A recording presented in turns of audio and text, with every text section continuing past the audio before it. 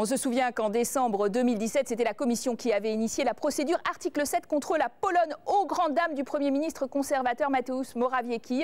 Il avait affirmé dans une interview pour la télévision polonaise Polsat que le vice-président de la Commission européenne, le fameux Timmermans, ne souhaitait pas saisir le Conseil de l'Union européenne, en ajoutant qu'il était clair que les institutions européennes commençaient à être d'accord avec la Pologne. Alors une déclaration doublement fausse. D'abord parce que le vice-président de la Commission, M. Timmermans, est un europhile convaincu et n'a pas dit cela. Son bureau, d'ailleurs, l'a affirmé à notre rédaction. En fait, tout vient probablement d'une mauvaise interprétation des propos tenus par M. Timmermans dans une interview donnée au journal anglais The Financial Times.